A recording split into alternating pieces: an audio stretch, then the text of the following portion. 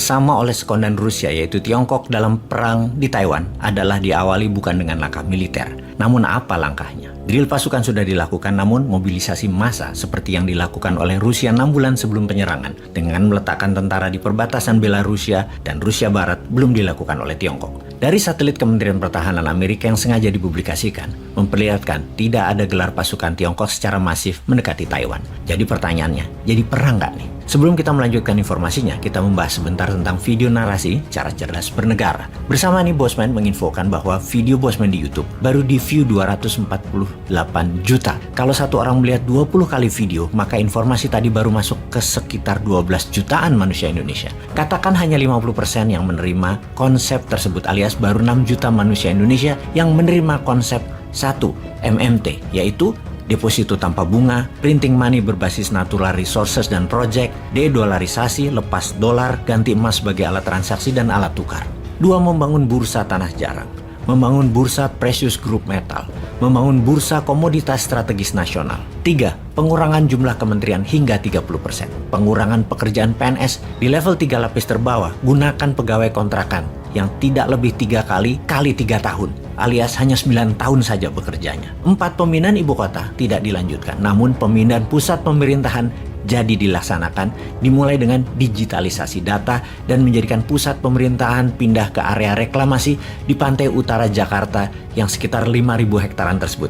Indonesia akan menjadi the first digital capital in the world. IKN tetap dibangun, namun jadi kawasan ekonomi khusus bebas pajak 25 tahun untuk high technology, pendidikan, kesehatan, serta pusat ekonomi manufaktur dan heavy industry termasuk perkapalan. 5. SMA-nya 2 tahun, 1 tahun wajib militer. Jumlah tentara dikurangi 30%, jumlah polisi dikurangi 30%, menjadi tentara dan polisi bergaji besar dan sangat modern serta profesional. Sisi perjuangan rakyat semesta adalah dengan kekuatan wajib militer yang akan menjadikan angkatan kelima dalam bela negara setelah TNI dan Polri. 6 dan lain selanjutnya. Target sampai tahun 2027, 2 miliar viewer atau pencapaian informasi lebih ke 100 juta manusia Indonesia. Jadi kita titip kepada Opung, titip pesan, pastikan Indonesia masih utuh di tahun 2027. Karena kayaknya perpanjangan jabat 3 periode adalah opsi terkuat ketimbang Pilpres di 2024. Demikian, salam dari New Mind Army. Oh iya, sebagai catatan tambahan, YouTube dan IG Bosman kena shadow ban sehingga penambahan member, subscriber, atau follower terhalang. Bahkan nonton video di YouTube tidak jalan di rekomendasi. Menonton YouTube harus masuk ke channel Bosman. Demikian juga di IG, harus masuk ke halaman IG karena informasi tidak jalan dan tidak bisa di-follow. Demikianlah akun sosmed kalau dipantau oleh lembaga anti kebenaran. Kita tahu ada satu hal, ada quote Sontoloyo, kebenaran yang terbenar tidak perlu dibela karena kebenaran hakiki membela dirinya sendiri. Sahabat, kita kembali ke topik. Tiongkok melakukan penembakan rudal balistik. Peluru kendali balistik adalah peluru kendali jarak jauh, bahkan bisa sampai 1000 km. Sementara jarak Taiwan dari daratan Tiongkok hanya 170-an kilometer. Lebar selat tersebut sangat dekat. Tiongkok terus menghukum Taiwan dengan mengganggu keamanan dan kenyamanan Taiwan. Ada 6 titik lokasi militer Tiongkok mengelilingi wilayah Taiwan sebagai sasaran tembak. Kemarin, dari Navy ship Tiongkok, beberapa misil dilepaskan sengaja ditembakkan melewati Taiwan dari selat Taiwan ke arah zona ekonomi eksklusif milik Jepang bahkan. Melewati Taiwan, belasan bahkan puluhan misil sudah ditembakkan ke udara melewati pulau Taiwan. Juga 2 kali rudal balistik yang besar dari daratan melewati wilayah Taiwan mendarat sampai zona ekonomi eksklusifnya Jepang. Sebuah uji nyali yang berani Tiongkok lakukan. Langkah pertama dilakukan Tiongkok menghukum Taiwan adalah memiliterkan Taiwan Strait atau menjadikan selat Taiwan zona militer, zona perang. Ada 13 kapal perang laut dan 68 pesawat jet tempur serta 10 bomber latihan sepanjang selat Taiwan. Kemudian ada 6 titik di keliling Taiwan yang ditembaki misil dan rudal balistik selama sudah seminggu ini. Misil ditembakkan berkali-kali dari daratan Tiongkok. Jepang murka pada Tiongkok karena rudalnya setidaknya ada 5 masuk wilayah Jepang kemarin. Tsai Ing-wen, Presiden Taiwan, beda pendekatan dengan Zelensky di sisi lain yang mencari NATO atau Amerika.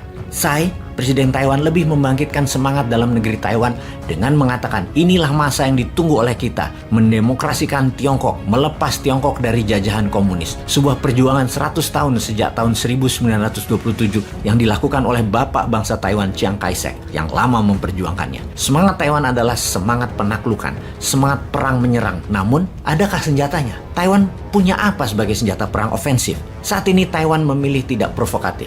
Taiwan memilih langkah rasional. Tidak ada gelaran militer, namun rakyat sudah latihan menyelamatkan diri, termasuk memindahkan banyak aset bisnis mulai minggu ini ke Singapura. Waduh. Kalau sudah bicara Singapura, ini yang Newmind iri banget dengan pemimpin dan cara bernegaranya Singapura. Kita sudah terinform di channel Bosman sejak tahun lalu bahwa ada 1000-an konglomerat Tiongkok atau bilioner atau milioner KW2, KW3 yang pindahkan asetnya ke Singapura. Membuat kalau Anda orang kaya di Singapura mau beli Rolls Royce harus inden 2 tahun baru dapat jatah di Singapura. Karena orang kaya baru pindah hampir 1000 keluarga. Sama juga dengan Turki yang sudah memindahkan seratusan pengusaha kaya Rusia konco Putin. Dan sekarang Taiwan memindahkan bisnisnya juga ke Singapura. Feng, Facebook, Amazon, Netflix, Google Taiwan sudah ke Singapura. Juga pengusaha Taiwan lainnya sudah main 2 bahkan 3 kaki selain di Taiwan. Karena itu fokus utama Taiwan saat ini. Tiongkok bagaimana? Tiongkok melakukan sanksi ekonomi kepada Amerika. Ini tindakan baru yang belum pernah ada negara yang berani melakukan tindakan memberikan Amerika sanksi. Tiongkok tidak mau bicara tentang HAM. Tiongkok tidak mau bicara tentang perubahan iklim. Tiongkok tidak ada lagi maritim agreement dengan Amerika. Dan Tiongkok menunda diskusi isu-isu penting dunia dan isu penting bilateral Amerika-Tiongkok. Seperti kejahatan internasional 2 negara, narkotik dan obat-obatan terlarang yang menjadikan senjata Tiongkok ke Amerika, yang Amerika ajak diskusi Tiongkok tentang hal itu. Semua ditunda. Intinya Tiongkok tidak mau lagi kerjasama dengan Amerika untuk hal-hal tersebut. Beijing menyetop semua dialog dengan Washington DC. Efeknya, perusahaan Amerika meradang pada Biden. Apple yang akan mengeluarkan seri 14 menjadi tertunda rencananya Oktober ini masuk Tiongkok. Tiongkok tolak karena pakai chipsnya Taiwan itu Apple. Padahal Tiongkok pasar terbesar dari Apple. Ketegangan makin meningkat di Taiwan, Tiongkok dan Amerika. Dan kalau Indonesia sadar, peluang kita banyak banget Indonesia itu. Duh, bagaimana yang ngingetin yang di atas itu? Jangan kampanye terus, woi.